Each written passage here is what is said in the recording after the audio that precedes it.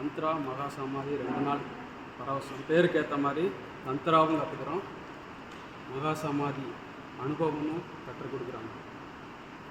இப்போது வந்தவுடனே மாஸ்டர் வந்து தந்த்ராக்கான ஒரு முக்கியத்துவத்தை சொன்னாங்க. அதாவது அவர் போன பெரிய பெரிய குருமார்களோட அனுபவங்கள்லாம் பல வருஷம் செஞ்சால் தான் வந்து ஒரு எறும்பு கடித்த மாதிரி ஒரு ஃபீல் இருக்கும். ஆனால் இது வந்து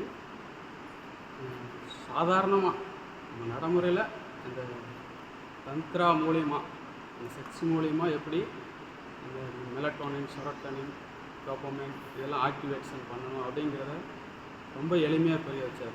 ஒன்றும் இல்லை, ரொம்பலாம் அலட்டிக்க தேவையில்லை. வாரம் ஒரு எண்ணெய் குளியல், கீகிள் யோகா, கொஞ்சம் டெக்னிக்கு இது தெரிஞ்சிச்சுன்னா எங்கெங்கே சுற்றி தேவையில்லை. ரொம்ப எளிமையாக கற்றுக் கொடுத்தாரு.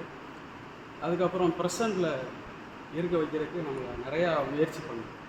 ஒரு பாலை போட்டு நீங்கள் வந்து இப்போ குழந்தையா மாறிட்டீங்க, ஒரு பாலை போட்டு ஒரு கேள்வி கேட்குறதா இருக்கட்டும், இல்லை வேறு ஒரு டாப்பிக்கை மாற்றி நீ ப்ரெசண்டில் இருக்கியா இல்லையான்னு டெஸ்ட் பண்ணுறதுக்கு அந்த ப்ரெசண்ட் பயிற்சியை வந்து ரொம்ப அற்புதமாக வளர்ந்தாங்க.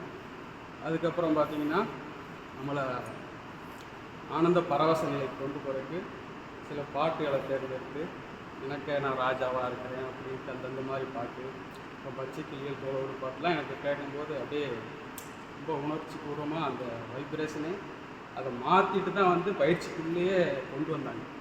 அப்போ அந்த பயிற்சிக்குள்ளே கொண்டு வந்தவுடனே அடுத்து அந்த ஃபிசிக்கலாக என்ன செய்யணுமோ அப்படியே வரிசையாக என்னென்ன ஒரு பேட்டர்ன் பண்ணி வச்சுருக்குறாங்க. அதை இப்போ வரிசையாக வந்தவுடனே ஃபிசிக்கலாக நம்மளை என்ன தயார் பண்ணணும்னு சொல்லி அந்த ஃபஸ்ட்டு உற்சாகப்படுத்தினாங்க.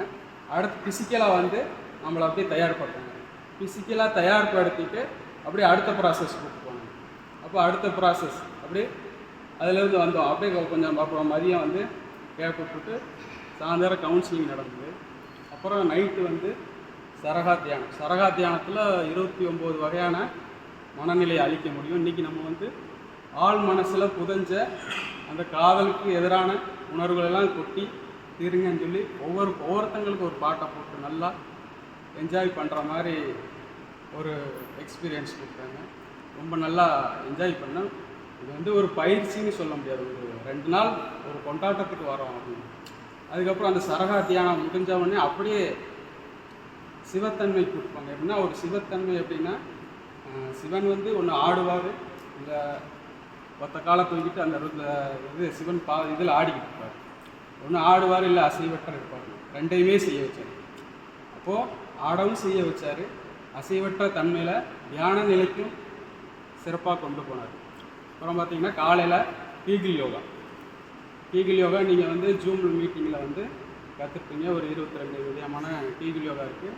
நான் அதை தொடர்ச்சியாக ஒரு 3 மாதம் ப்ராக்டிஸ் பண்ணேன். அதனால் இன்றைக்கி நான் கொஞ்சம் எளிமையாக பண்ண முடிஞ்சது. அதனால் அது மூலிமா எனக்கு நிறையா மாற்றங்கள் உடம்புலேயே நடந்துருக்கு. அப்போது அந்த கீகிள் யோகாவில் நீங்கள் என்ன தவறு பண்ணுறீங்க அப்படிங்கிறத அவரே வந்து உடலை சரிப்படுத்தி உங்களுடைய எப்படி பொசிஷன் வைக்கணும் அப்படிங்கிறத நேரடியாக சொல்லி காட்டினார். ரொம்ப அற்புதமாக இருந்துச்சு.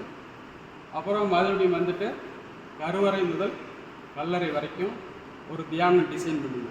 இந்த காலத்துக்கு தகுந்த மாதிரி சித்தர் பாடல்களை சொன்னீங்கன்னா நீங்கள் தெரித்து ஓடி போயிருவீங்க அப்படின்ட்டு இந்த காலத்துக்கு தகுந்த மாதிரி ஒவ்வொரு காலகட்டத்திலையும், அதாவது அம்மா, அப்பா, சகோதரர், அடுத்து நண்பர்கள், அடுத்து காதலி,